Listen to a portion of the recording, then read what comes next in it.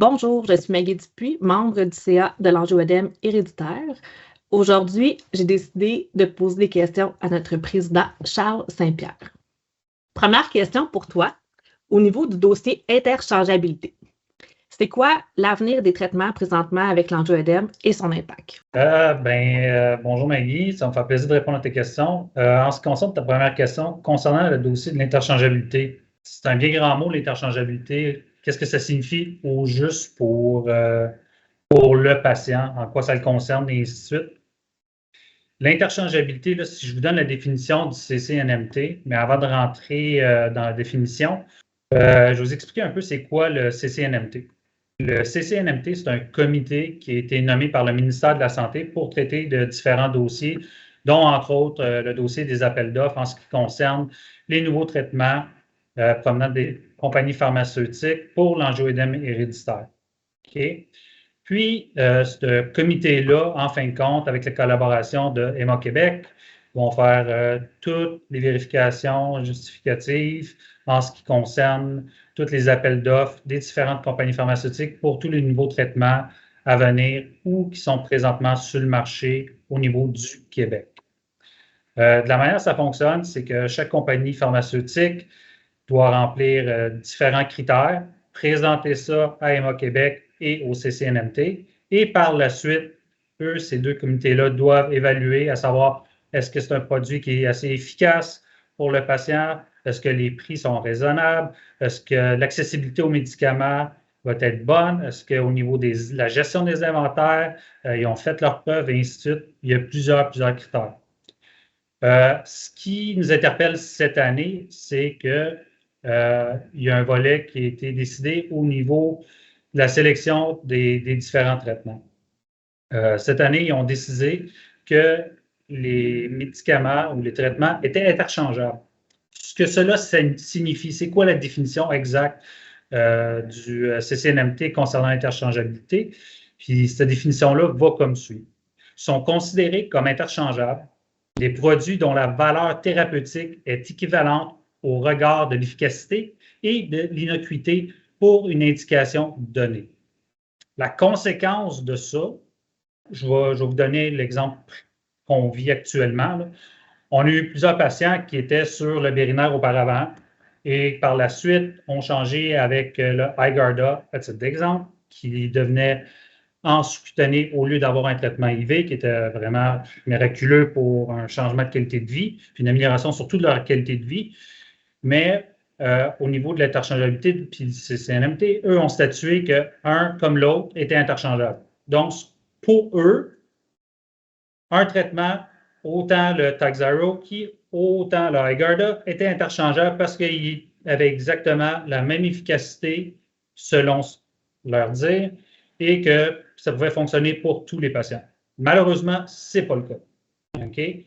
Et ce que ça veut dire, au bout du compte, c'est que présentement, tous les patients qui doivent être sur le Takhzyro, dans 2-3 ans, lorsqu'il va y avoir une prochaine appel d'offres, ça va faire en sorte que si une autre compagnie pharmaceutique arrive avec un produit similaire et remporte l'appel d'offres, mais tous ces patients-là qui étaient sur un traitement qui était efficace pour eux ou non efficace devront automatiquement changer.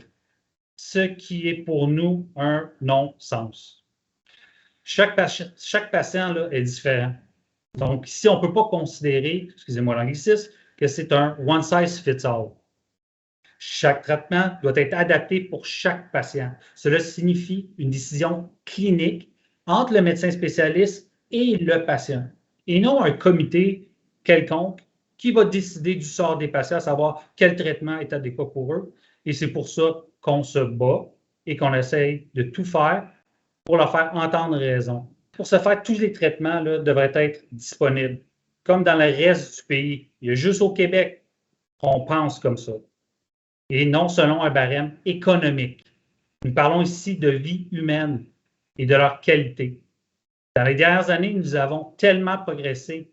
Une décision comme celle-là fait en sorte que nous revenons 10 ans en arrière. Pour cela, nous allons faire, avec l'aide des médecins spécialistes, avec Chain et différents intervenants, tout ce qui est en notre pouvoir pour renverser cette décision. Il y a plusieurs démarches qui ont déjà été entreprises pour faire entendre raison et leur démontrer que c'était un non-sens. Le temps va nous dire ce qui va arriver, mais c'est un dossier qui nous tient vraiment à cœur. Puis nous croyons fermement que la décision doit être une décision clinique entre le médecin spécialiste et le patient. Merci beaucoup, Charles. Puis, si on va du côté du dossier de la sensibilisation et du dépistage de l'angioëdème, c'est quoi les moyens qui sont mis en place présentement pour ça? Depuis plusieurs années, on travaille vraiment énormément en ce qui concerne la sensibilisation et le dépistage. On accroît notre présence dans différents congrès de médecins spécialistes, entre autres des urgentologues, des gastro-entérologues, congrès des infirmiers et infirmières. On sent qu'il y a vraiment une ouverture en ce qui concerne la maladie parce qu'il semble y avoir de plus en plus de cas, même si auparavant, il y avait quand même un assez grand nombre de patients qui pouvaient se retrouver dans les urgences et ainsi de suite, mais ce n'est pas faute de vouloir en apprendre davantage en ce qui concerne les différents groupes de médecins. C'est simplement l'accessibilité à l'information. Puis on se trouve à mettre tout en œuvre pour faire en sorte qu'il y ait accès à toutes ces informations-là à travers différents programmes, dont la présence dans des congrès, dont des séances d'information en ligne, et ainsi de suite.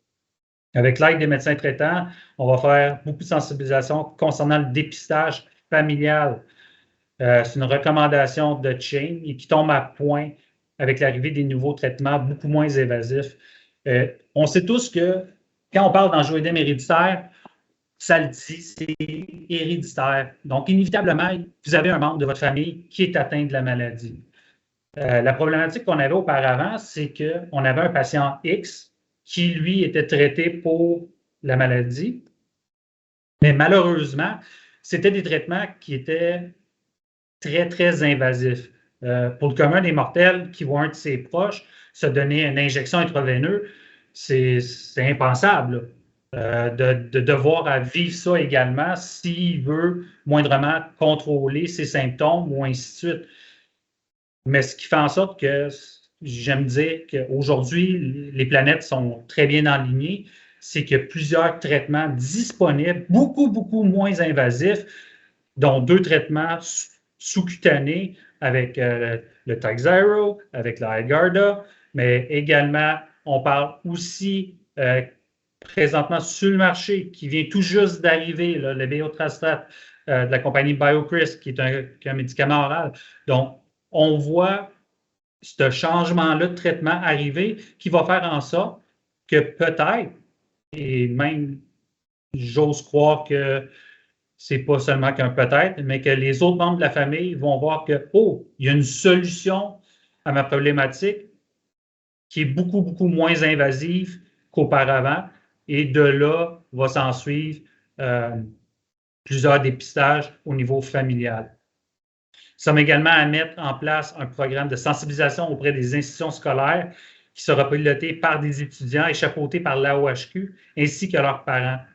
Il va y avoir des bourses d'études qui seront rattachées. Également, nous allons financer des fellowship programs afin d'encourager des nouveaux médecins à se spécialiser en angioëdème héréditaire. Donc, on essaie de mettre plusieurs outils disponibles afin d'augmenter vraiment la sensibilisation et le dépistage. Puis au niveau de l'investissement dans les recherches, qu'est-ce que l'AOHQ fait comme investissement et tout là, au niveau des recherches? On sait que depuis 10 ans, il y a plusieurs chercheurs qui se démènent à développer différentes techniques de diagnostic, puis pour éventuellement trouver des nouveaux traitements. Mais beaucoup de ces recherches-là, dans le passé, ont été faites vraiment sur le type 1 et le type 2, qui sont, on le sait aujourd'hui, très bien documentés et reconnus. Ce que nous, on a observé de notre côté, c'est au niveau du C1 inhibiteur normal, anciennement ce qu'on regroupait dans le type 3, qui était une grosse problématique. Pourquoi? Parce qu'ici au Québec, là, on parle d'environ 28% des gens atteints d'angioïdème héréditaire qui sont catégorisés dans le C1 inhibiteur normal, donc le type 3. Puis, suite à ça, on se disait, OK, là, présentement, à travers le monde, c'est vraiment le focus, c'est sur le type 1, type 2. Qu'est-ce qu'on peut faire ici? Bien, on va commencer à cogner au pas et voir avec nos chercheurs qui sont de renommée internationale s'il y a un intérêt pour eux de travailler sur de tel type de projet. Parce que notre but premier, à la fin, c'est d'arriver et de faire en sorte que le type 3 soit reconnu au même niveau que le type 1 et le type 2. Ce qui va changer la donne sur bien des choses. Au moment où on se parle, quand vient le temps de traiter un patient atteint d'angioïdème héréditaire avec le C1 inhibiteur normal, donc type 3, il y a plusieurs problématiques. Une des problématiques, c'est au niveau des assurances. Vu que le type 3 n'est pas reconnu comme le type 1 et type 2, beaucoup plus difficile d'être assuré. De 1. De 2, quand vient le temps qu'un nouveau traitement est disponible sur le marché, la plupart des études qui ont été faites sur le type 1 et le type 2, dû au fait qu'on n'est pas en mesure de diagnostiquer précisément le type 3. Donc, les traitements ne vont pas focuser sur le type 3, sachant très bien qu'ils peuvent fonctionner également sur le type 3. Il y a plusieurs volets comme ça. Puis, tout ça pour dire qu'il y a de plus en plus de projets de recherche concernant la OH ici au Québec, faits par des chercheurs et médecins de renommée internationale, comme je vous disais auparavant. Mais malheureusement, ils n'ont pas nécessairement le support et les moyens nécessaires pour y arriver. C'est pourquoi nous, de notre côté, depuis quelques années, on encourage ces démarches-là par un support financier, un support logistique et également qu'ils puissent aboutir et avoir un impact direct sur la qualité de vie de nos patients. Et encore une fois, je vous le répète, parce que dans la littérature, qui peut quand même dater d'un certain temps, si on regarde les différents graphiques, on va souvent voir le C1 inhibiteur normal, le type 3, avec un très faible pourcentage. Mais aujourd'hui, on est en mesure de vous dire qu'on frôle les 28 ce qui est pas peu, là. Oui, effectivement. Puis, c'est quoi les différents outils qui sont mis à notre disposition? On travaille depuis plusieurs années à la mise en place de différents outils, à la création de contenu afin de faciliter l'accès à l'information, ce qui fait de la OHQ la référence numéro 1 dans la francophonie. Oui, il y a plusieurs autres organisations qui existent, mais beaucoup de la documentation et du contenu est anglophone ou en allemand ou peu importe, là. Mais au niveau francophone, c'était vraiment une grosse lacune.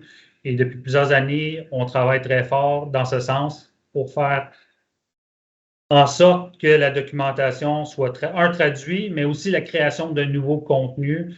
Donc, avec notre comité scientifique, on prend souvent des présentations qui ont été faites un peu partout à travers le monde. On ramène ça chez nous avec la permission des différents intervenants. Par la suite, on l'a fait analyser avec le comité scientifique et on se trouve à retravailler le tout et en créer un contenu qui soit vraiment visuellement impeccable et vraiment accessible pour les patients. Si je vous donne quelques petits exemples ici, vous avez entre autres notre site Internet qui est le www.aohq.ca. Vous y découvrirez bien des choses telles que qu'est-ce que la OH, il y a des témoignages, il y a les signes avant-coureurs, les symptômes. Il y a on parle également de comment réussir une rentrée scolaire. Il y a un protocole d'urgence. On y trouve également les différents traitements disponibles ici au Québec. Il y a une section questions-réponses pour les patients, mais également pour les professionnels de la santé. Il y a un dossier également sur les hormones et l'impact que ça a sur l'angioïdème héréditaire. On a également un localisateur de clinique mondial. Donc, peu importe si vous avez à voyager un peu partout à travers le monde, vous avez une section, simplement rentrer votre destination. Puis, on a l'intelligence artificielle qu'on a créée sur notre site web est en mesure de vous donner le centre de référence le plus près de l'endroit où vous allez être durant vos vacances. Il y a également notre chaîne YouTube où on retrouve à peu près 30 ou 40 capsules de différents conférenciers ou également de différentes journées éducatives qu'on a eues dans le passé, qui sont accessibles en tout temps, qui sont bilingues, donc soit en français sous-titré anglais ou soit en anglais sous-titré en français. On a également notre page privée Facebook qui compte présentement 157 membres, tous des patients.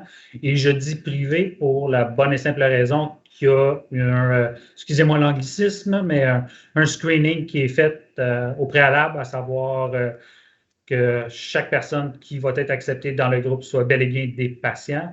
Et c'est un outil exceptionnel pour les patients parce que c'est une plateforme qu'ils utilisent à tous les jours pour partager entre eux leurs expériences avec les différents traitements, qui parlent de leurs symptômes, s'ils ont besoin de quelconque conseil, que ce soit en mesure de les assister. Il y en a d'autres qui font appel à nous parce qu'ils ont eu un certain diagnostic, mais ne sont pas en mesure de trouver un médecin spécialiste.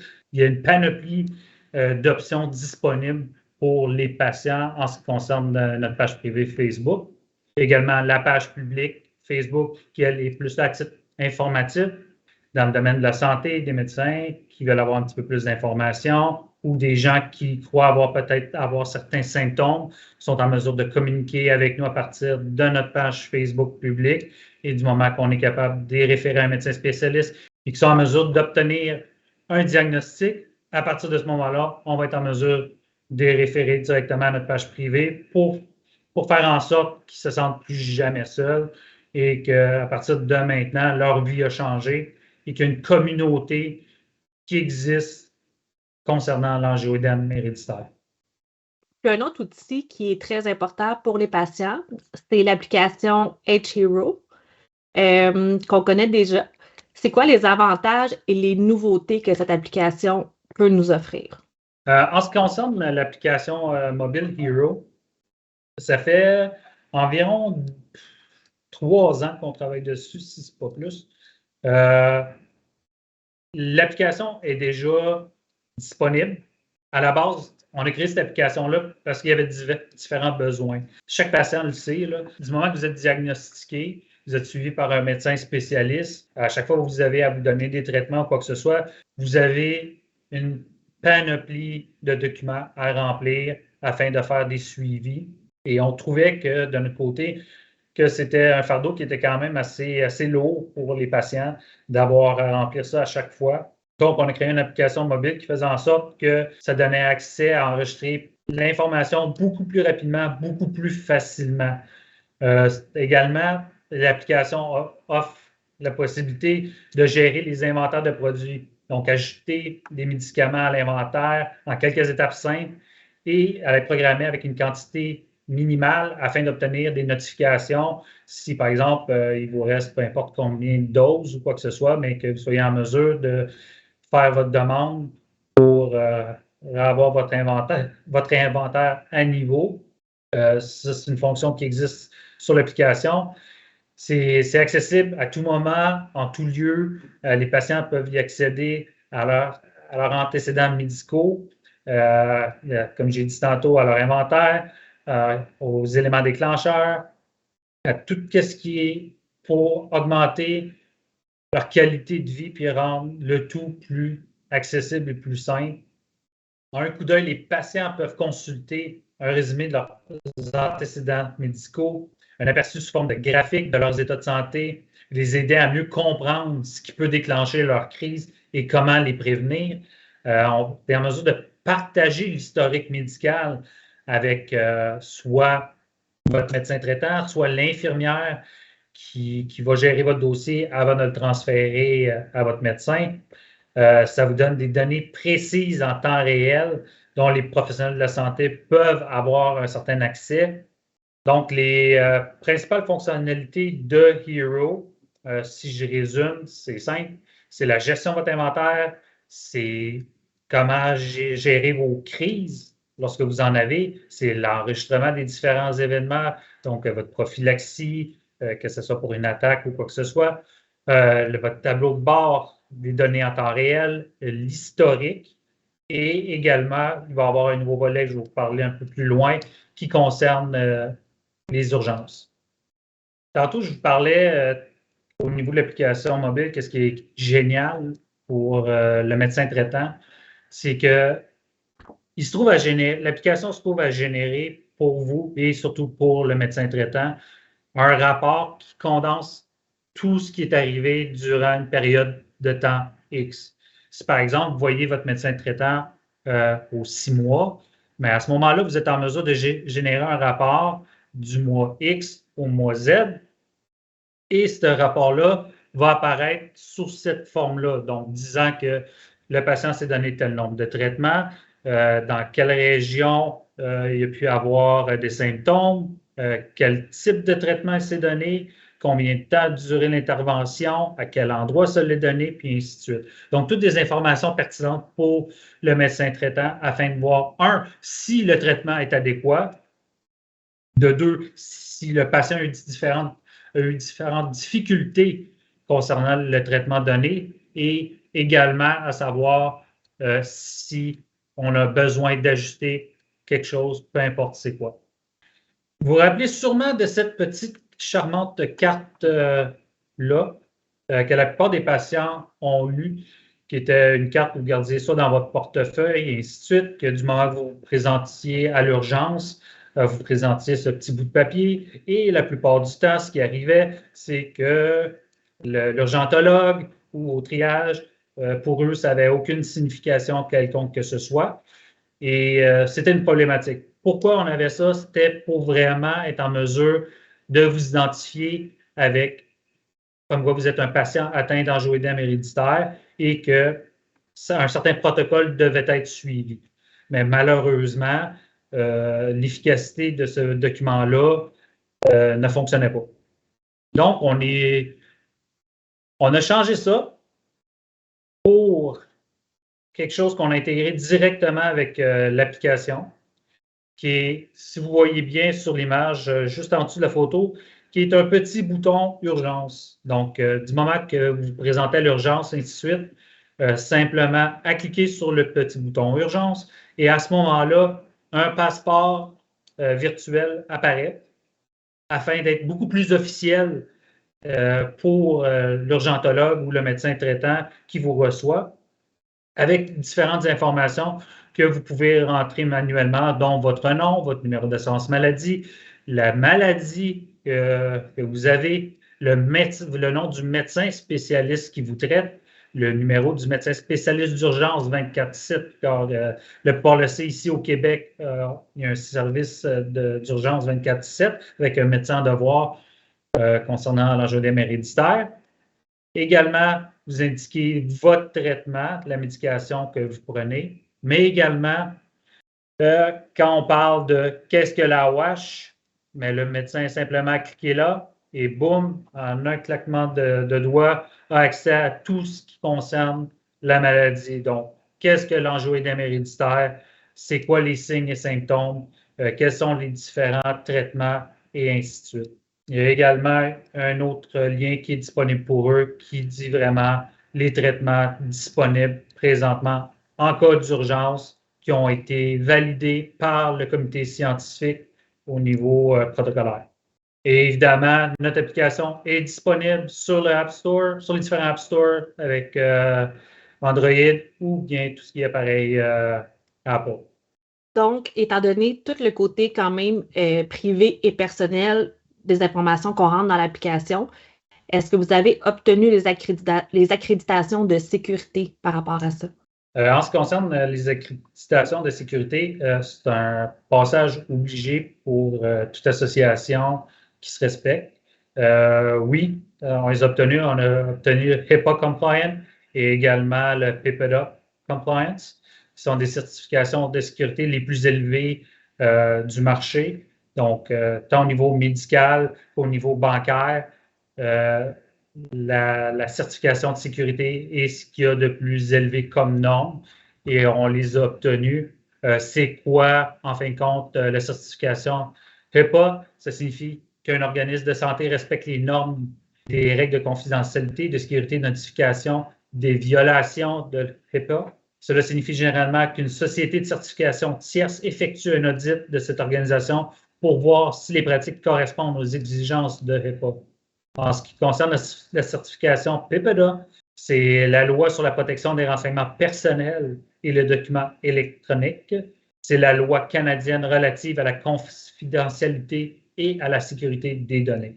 Donc, vous pouvez être assuré que tout ce qui concerne la sécurité de nos patients et de leurs données, c'est ce qui est notre priorité numéro 1, et ça depuis le début. Puis l'application mobile Hero, est-ce qu'elle est disponible maintenant en ligne? Oui, l'application Hero est disponible en ligne avec les 2 liens que je vous ai présentés au préalable sur l'App Store. Donc, à quoi sert la collecte de données et est-ce qu'il existe une plateforme d'exploitation? Puis, qui a accès à ça? En ce qui concerne la collecte de données, oui, c'est essentiel. C'est essentiel, c'est même primordial en ce qui concerne les prochaines avancées qu'il va y avoir au niveau de l'angioédème héréditaire. Ce qu'on a créé, c'est une solution de santé connectée pour l'application Hero. C'est une initiative de l'association de patients, mais visant à faire progresser la prise en charge des patients atteints d'AOH grâce à la capture de données. Puis ça, c'est administré par des patients pour des patients. Les niveaux de sécurité sont les plus élevés de l'industrie. La confidentialité et l'anonymat des patients sont une priorité pour nous, comme j'ai mentionné au préalable. Puis c'est pas un registre, mais peut aider à la communauté de l'AOH à en établir un. La manière que ça fonctionne, c'est que en tant que patient, toute l'information qui va être collectée dans l'application mobile est envoyée dans un cloud qui est géré par une plateforme qui s'appelle MyMonitor. Donc, vous voyez un peu un exemple juste ici. MyMonitor, en fin de compte, c'est une plateforme qui gère toute l'information, mais de manière anonyme. Donc, en aucun cas, on peut savoir que, par exemple, Charles Saint-Pierre, en tant que patient, a eu tel nombre d'attaques, a eu tel type de traitement, et voici l'efficacité, et ainsi de suite. En aucun cas, les patients sont identifiés. Comme vous pouvez voir, un peu embrouillé, mais quand même, ça vous donne une idée. Probablement à votre gauche, en dessous du site MyMonitor, vous avez un exemple de comment sortent les différents rapports qu'on va aller chercher. Au lieu d'avoir les noms des patients et ainsi de suite qui utilisent l'application, c'est toujours marqué Patient 1, patient 1, 2, 3, jusqu'à peu importe le nombre de patients qu'on a. Au moment où on se parle, je pense qu'on a à peu près 80 quelques qui utilisent l'application. Puis, toutes ces données-là sont collectées sur MyMonitor pour aller chercher une panoplie d'informations concernant les types de traitements utilisés, l'efficacité des traitements, les groupes d'âge, les sexes, la sévérité des attaques ou des crises, la localisation des différentes attaques, les différentes réactions, si un patient peut avoir des allergies ou quoi que ce soit. C'est vraiment là, illimité comme information, comme données. Au niveau des traitements également, on peut savoir sur le marché quel traitement se donne, lequel est le plus efficace, combien de patients l'utilisent, et ainsi de suite. Cette plateforme-là se trouve à générer toute cette information-là qui, par la suite, peut servir pour justement des études que certains chercheurs vont faire dans le domaine, qui vont communiquer avec nous, nous poser certaines questions, à savoir, OK, pour tel groupe de patients de tel âge et tel âge, de tel sexe, quelle est l'efficacité de tel traitement? Ou peu importe quelles questions qu'ils peuvent nous poser, au lieu de, eux, investir énormément d'argent et de temps, l'information, ils vont l'avoir au bout des doigts en communiquant avec nous. Puis, est-ce que vous allez avoir une formation pour les patients pour l'utilisation de cette application mobile-là? Oui, à la base, quand vous téléchargez l'application mobile, que ce soit en français ou en anglais, il y a un tutoriel. Donc, vous suivez simplement les étapes. Ça vous explique vraiment toutes les options qui sont offertes à vous. Puis, c'est vraiment un charme. C'est simpliste, simpliste, simpliste.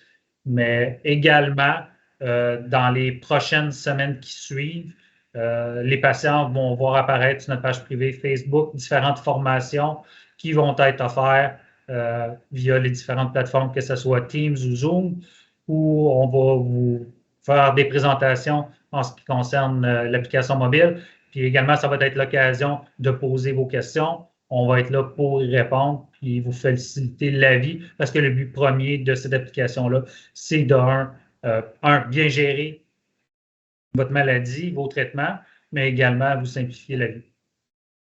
Merci beaucoup, Charles, pour les explications, puis de mettre un peu l'ordre dans nos têtes de patients ou de personnes qui accompagnent les patients. Donc, merci énormément d'avoir répondu à nos questions. Ben, merci à toi d'avoir pris le temps de me poser ces questions-là. Ça m'a fait vraiment plaisir. Puis, sachez qu'on est tout le temps disponible via nos différentes plateformes pour répondre à vos questions, pour vous supporter du mieux qu'on peut. Notre but premier, c'est ça. C'est de faire en sorte que vous pouvez vous dire que maintenant, vous n'êtes plus jamais seul et que vous savez qu'il y a quelqu'un qui est là pour vous. Et merci.